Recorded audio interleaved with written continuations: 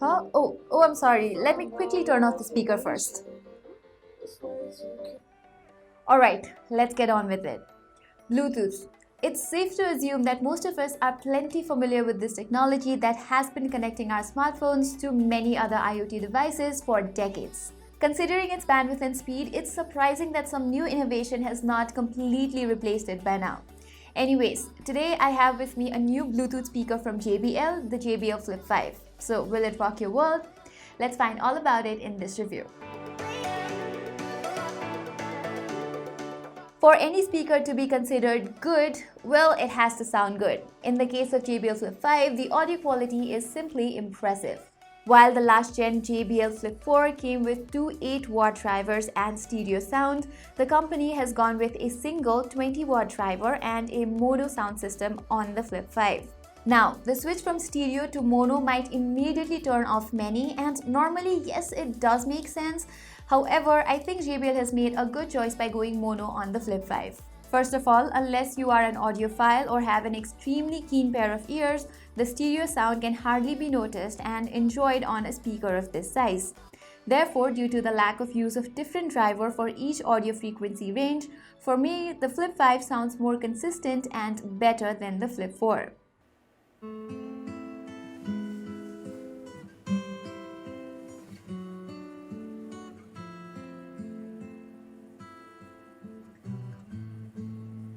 And add to this the 20-watt driver, the Flip 5 gets loud, maybe too loud even.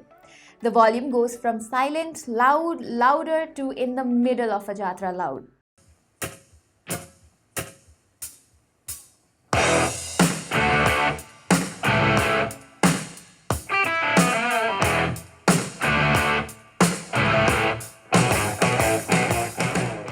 If it bothers you too much, you can turn on Disable Absolute Volume under your phone's Developer Options menu. Coming back to the quality of the audio, it's clear, crisp, and the bass is commendable. On the speaker's end, you'll find two passive radiators which are more rubbery than the ones on the Flip 4, which leaned on the plasticky feel. These passive radiators are used to extend the low frequency range for sound waves like bass of the speaker. If you're still not sold on the Flip 5's mono audio system, you can actually pair two Flip 5s and use them as a stereo sound system. But most of us probably will not be buying two units of the same speaker to get a complete aural experience anyway.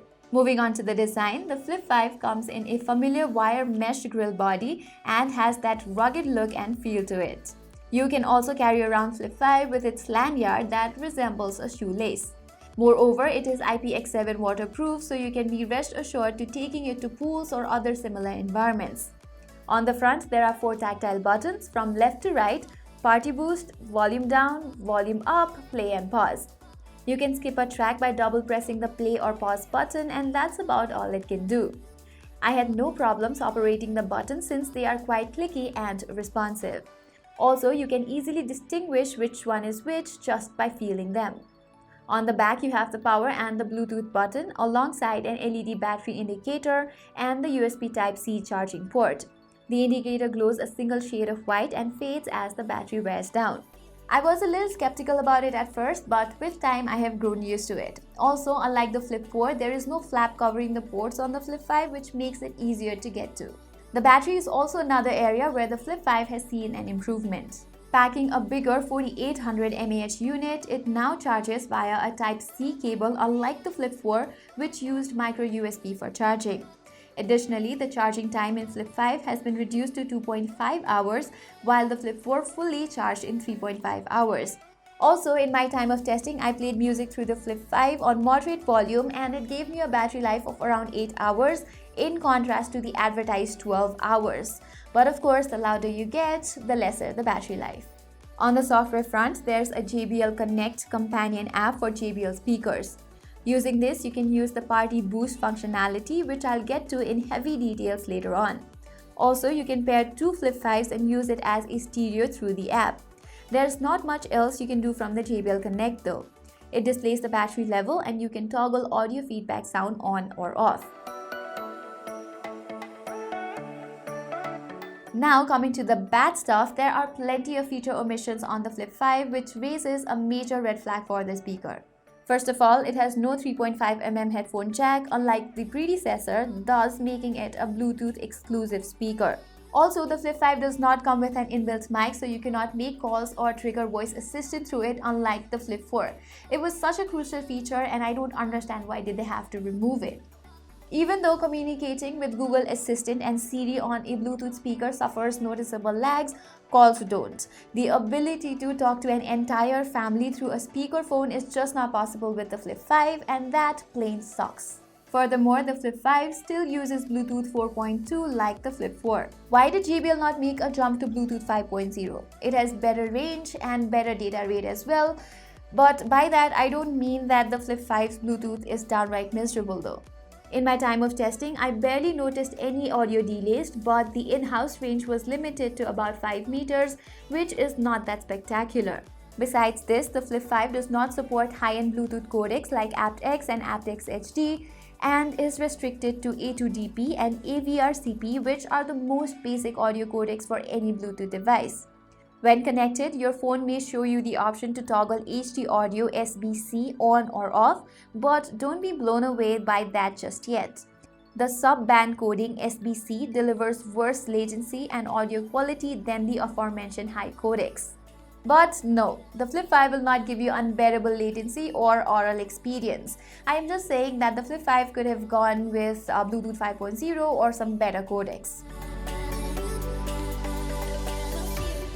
Full disclosure, if you don't own any JBL speakers, you can just skip this part, because the ugly I am going to talk about is JBL's yet another party boost protocol for connecting it with speakers of other companies.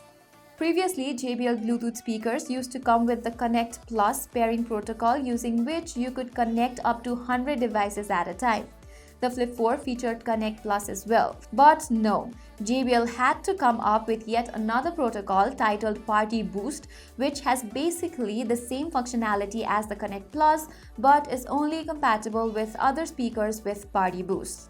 This basically means that you cannot connect your Flip 4 with the Flip 5. So if you are planning to have a sound system with your older JBL speaker and the JBL Flip 5 at helm, the company is probably like Crimea River. But who knows, the future Flip 6 may come with Party Boost Plus option.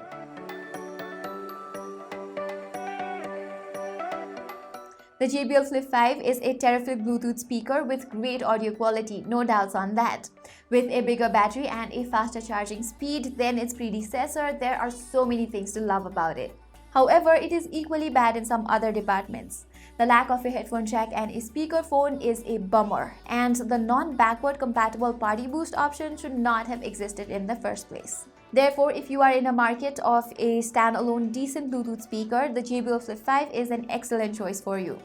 But for people who already own the JBL Flip 4 and are looking for a connected sound system, I suggest you skip the JBL Flip 5. So that was our review of the JBL Flip 5. Tell us what you think about this device in the comment section below. Till then, I'm Pratima Adhikari and thank you so much for watching.